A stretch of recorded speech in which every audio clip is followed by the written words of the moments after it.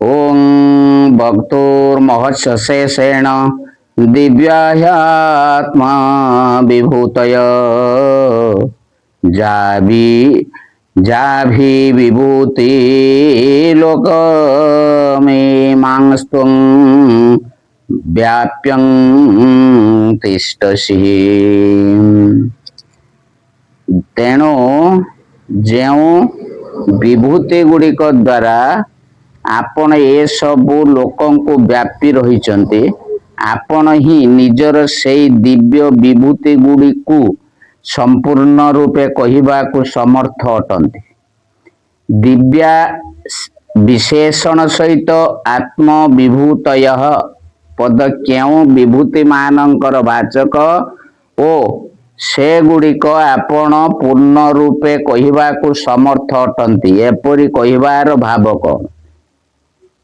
सकल लोकरे जेउ सबु पदार्थ तेज बल विद्या ऐश्वर्य गुण और शक्ति आदि रे संपन्न एठारे दिव्या विशेषण सहित आत्म विभूतय पदटी हेउची सेई सबुर वाचक तथा ताहा संपूर्ण भाव रे कहवाकू भगवान ही समर्थ अटंती बोली कहवार अभिप्राय यही जे सेई सबु विभूति भगवानंकर अतएव भगवानंक व्यतीत अन्य केही से सबु पूर्ण रूपे जानती नाही।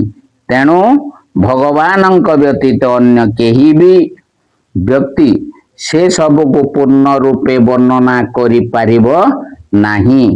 अतएव कृपा करी से ही से सबु वर्णना करंतु। जो विभूति मानक द्वारा आपण सकल लोकंकु व्यापी रहिचंती एई कथार अभिप्राय कौन? एई कथन द्वारा अर्जुन जणाइछंती जे से केवल भगवानंकर यही लोकरे रहितिबा दिव्य विभूति मानंकर वर्णना सुनिबाकू चाहंती नाही।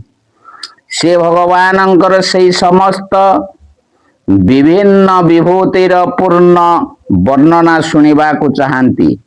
जो मानक द्वारा कि विभिन्न रूप रे भगवान स्वर्गादि समस्त लोकरे परिपूर्ण होई रहिचंती।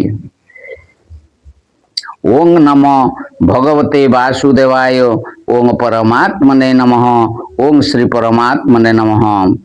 ओं कथं विद्यामहं योगीस्त्वां सदा परिचिन्तयन् केषु केषु च भावेषु चिन्तयसि भगवन्मया।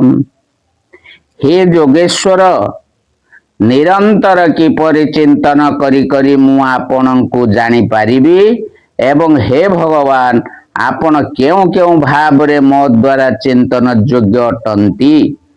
एई श्लोकर अर्जुनक प्रश्नर अभिप्राय कौन ना अर्जुन एथिरे भगवानंकु दुईटी प्रश्न पचारिछंती।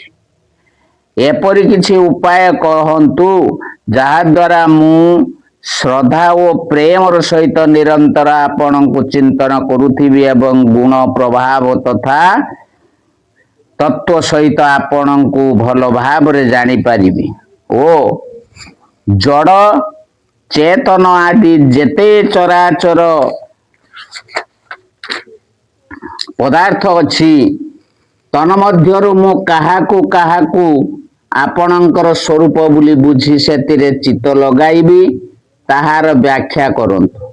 अभिप्राय यही जे केउ केउ पदार्थ रे किपरि भाव रे निरंतर चिंतन करी सहज रे भगवानंक गुण प्रभाव तत्व रहस्य को बुझा जाई पारिबो सेई संबंध रे अर्जुन पचारुछंती।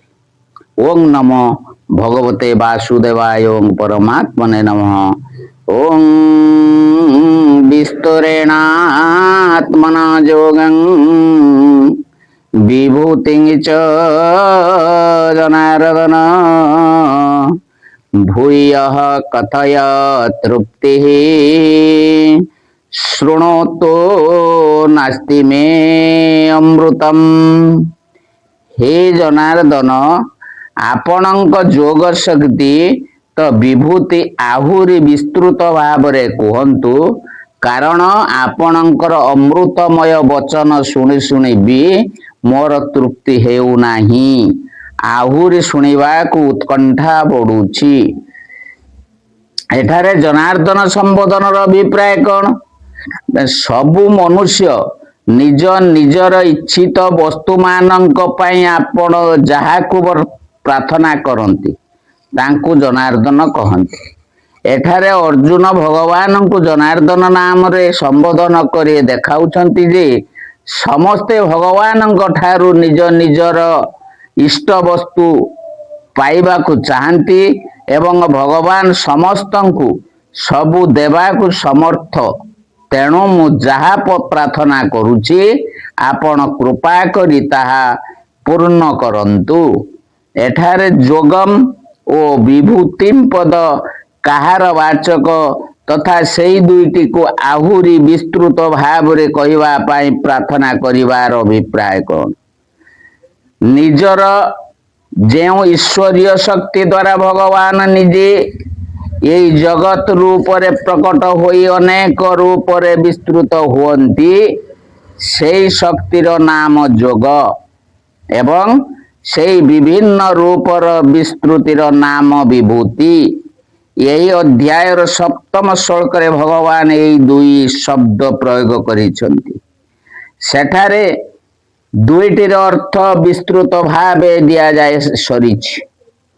ସେହି ଶ୍ଲୋକରେ ଏହି ଦୁଇଟିକୁ ତତ୍ତ୍ୱତଃ ଜାଣିବାର ଫଳ ଅବିଚଳ ଭକ୍ତି ଯୋଗ ପ୍ରାପ୍ତି ବୋଲି କୁହାଯାଇଛି। ଅତଏବ ଅର୍ଜୁନ ଏହି ବିଭୂତି ଓ ଯୋଗ ଉଭୟର ରହସ୍ୟ ଭଲ ଭାବରେ ଜାଣିବାକୁ ଇଚ୍ଛା କରି ବାରମ୍ବାର ବିସ୍ତୃତ ବର୍ଣ୍ଣନା କରିବାକୁ ଭଗବାନଙ୍କୁ ପ୍ରାର୍ଥନା କରୁଛନ୍ତି। ଆପଣଙ୍କର ଅମୃତମୟ କଥା ଶୁଣି ଶୁଣି ବି ମୋର ତୃପ୍ତି ହେଉନାହିଁ। ଅର୍ଜୁନଙ୍କର ଏହି କଥନର ଅଭିପ୍ରାୟ କଣ? ଏହା କହି ଅର୍ଜୁନ ଜଣାଇଛନ୍ତି ଆପଣଙ୍କ କଥାରେ ଏପରି ମାଧୁରୀ ଅଛି, ଭରି ରହିଛି ଯେ ତହିଁରୁ ଆନନ୍ଦର ସୁଧାଧାରା ବୋହି ଯାଉଛି। ତାହା ଯେତେ ପାନ କଲେ ବି ତୃପ୍ତି ଆସୁନାହିଁ। ସେଇ ଦିବ୍ୟ ଅମୃତ ମୁଁ ଯେତେ ପିଉଛି ମୋର ତୃଷା ସେତେ ବଢୁଛି। ମନ ଚାହୁଁଛି ସେଇ ଅମୃତମୟ ରସକୁ ନିରନ୍ତର ପିଇ ଚାଲିବି। ତେଣୁ ହେ ଭଗବାନ, ଭାବନ୍ତୁ ନାହିଁ ଯେ ଏ କଥା ତ ବହୁତ କହିସାରିଛି, ଆଉ ଅଧିକ କଣ କହିବି। ଦୟାକରି ଏହି ଦିବ୍ୟ ଅମୃତ ବର୍ଷା କଥା କରୁଥାନ୍ତୁ, ମୁଁ ପିଇ ଚାଲିଯାଏ। ନିଜର ଯୋଗ ଓ ବିଭୂତି ଗୁଡ଼ିକ ବିସ୍ତାର ପୂର୍ବକ ସମ୍ପୂର୍ଣ୍ଣ ରୂପେ ବର୍ଣ୍ଣନା କରିବାକୁ ଅର୍ଜୁନ ପ୍ରାର୍ଥନା କରିବାକୁ ଭଗବାନ ପ୍ରଥମେ ନିଜ ବିସ୍ତାର ଅନନ୍ତତା କହି ନିଜର ମୁଖ୍ୟ ବିଭୂତି ଗୁଡ଼ିକ ବର୍ଣ୍ଣନା କରିବାକୁ ପ୍ରତିଜ୍ଞା କରୁ